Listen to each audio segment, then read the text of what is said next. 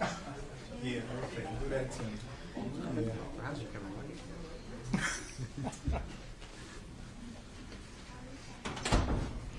Good afternoon, everyone. I am Sergeant Laquita Wade, Public Information Officer with the Birmingham Police Department's Public Information Division, and we would like to thank you all for being here today. Police Chief Scott Thurman will discuss major updates in multiple homicide investigations. Once Chief is complete, we will have a few questions and answers. Everyone, please limit your questions to the investigations that we will discuss on today. Thank you. Chief Thurman. So good afternoon. So I want to discuss, as Sergeant Wade said, several updates on several recent homicides, but I'll be very candid up front. There'll be very limited information on what I'm able to give on some of these investigations. So these will be in chronological order. Our first arrest was of Damian McDaniel, black male, 22 years of age. He is charged with murder with no bond in the murder of Detrinette Brown. That murder occurred on Thursday, September 19th, 2024 at 604 9th Street North. McDaniel is also charged with capital murder and 17 counts of attempted murder in the mass shooting that occurred on Saturday, September 21st, 2024 in the 2000 block of Magnolia Avenue in the 5 Point South Entertainment District. These charges have no bond. On September 22nd, 2024, a homicide occurred at 775 81st Place South, which resulted in the death of Jamarcus McIntyre. The following suspects have been charged in his arrest. Damian McDaniel, black male, 22 years of age. He is charged with capital murder and 3 counts of attempted murder in this case with no bond. Naquan Lawler, black male, 22 years of age, is charged with capital murder and 3 counts of attempted murder with no bond in this case. Larry Rollins Jr., black male, 31 years of age, is charged with capital murder and trafficking heroin with no bond. And DeMarco Beck, black male, 29 years of age, is charged with capital murder with no bond. I would like to thank the following law enforcement agents who assisted the Birmingham Police Department: the Jefferson County Sheriff's Office, the Federal Bureau of Investigation, the Bureau of Alcohol, Tobacco, and Firearms, the Drug Enforcement Administration, the United States Secret Service, the United States Marshal Service, the United States U.S. Attorney's Office, the Jefferson County District Attorney's Office, and the members of the Birmingham Police Department. But more importantly, I'd like to thank the men and women from all these agencies who have worked tirelessly to bring these charges against these suspects. You have given this investigation all you have, day and night, and I'm extremely grateful. Thank you. Yes, Carol. Can you tell us how all of these homicides are linked? Well, you have a common suspect for one thing that's charged in all three, which is Damian McDaniel. And that's, Can you tell us what the motive is? I can't get into that. These cases have, as you've seen, have taken over 3.5 weeks to get to this point.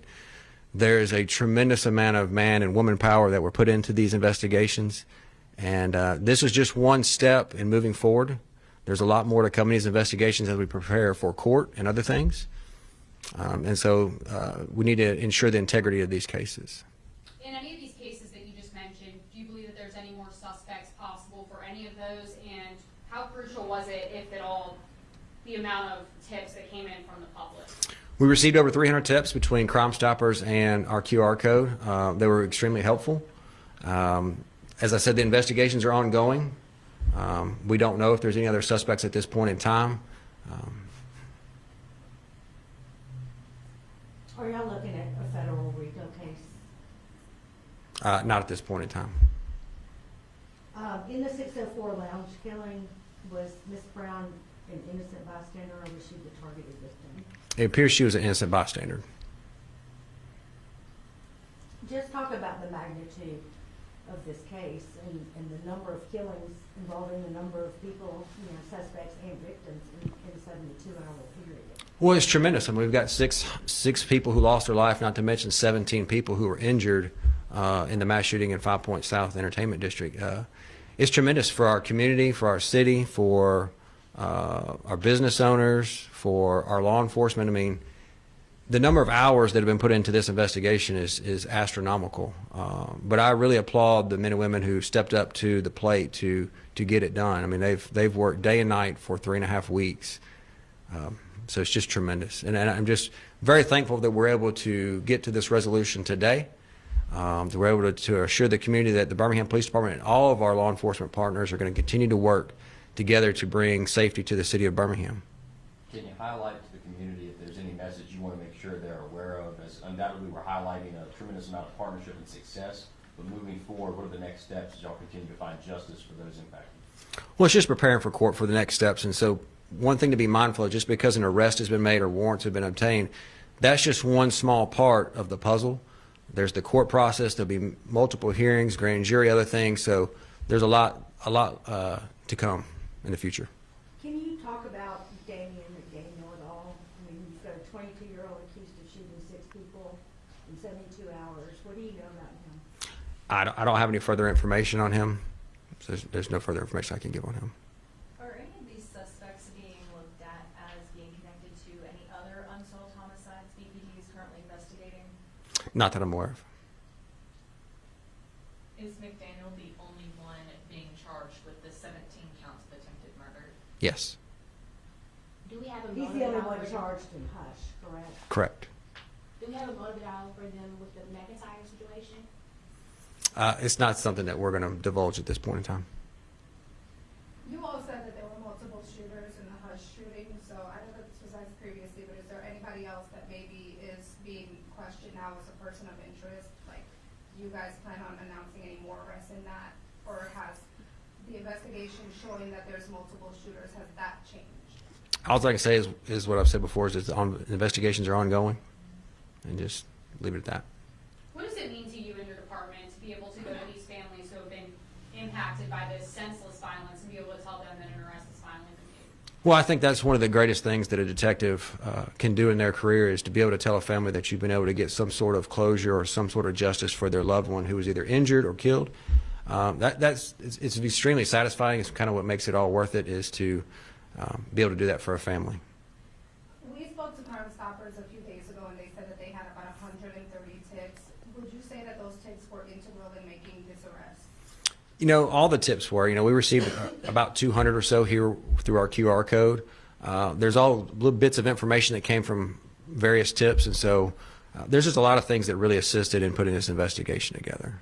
The tips were critical. We applaud the community for coming forward. We've never had that many tips in any case before, so I have to, hats off to the community for sharing that information with us and being willing to share that information with us. These arrests that have been made, what message do you want that to send to the community? That the Birmingham Police Department, and as I said, our law enforcement partners are going to continue to work hard every day to ensure the safety of our citizens, our visitors, and then we're going to hold those accountable for committing these types of crimes. Now that arrests have been made, are we able to identify if any automated weapons or, I guess, switches were used in some of these crimes? That's something that's going to be critical to the investigation that I'm not going to discuss. We've had more violence happen, lately after the Hush shooting. What is your message to the perpetrators, to those who continue to step outside and shoot young children, like we saw yesterday? Well, just that we're going to continue to work hard every day to stop gun violence. I mean, gun violence is the #1 problem in Birmingham right now. The majority of our crime is down almost double digits. Our overall crime is down 11.3%, I think, as of today. But gun violence is just the worst one, and of course, it's the one we're having the biggest problem with. And it's the hardest one for police to get a handle on. It's when two people have an altercation somewhere that's unplanned, it's very hard for law enforcement to get involved in that ahead of time. So we look at all of our shootings, our homicides, and other cases too. Where could we have, as law enforcement, intervened prior to that taking place? And 9.8 times out of 10, there wasn't at a point where we could have intervened. So it makes it very difficult for us to get ahead of those things. So we're going to continue to work hard. We're going to continue to do everything we can. And the city council and the mayor have put some tremendous things in place. They're going to help us bring up our numbers in department. I'm fully confident that next year's time we'll be having a very different discussion about the number of men and women on the Birmingham Police Force. And we will have one more question.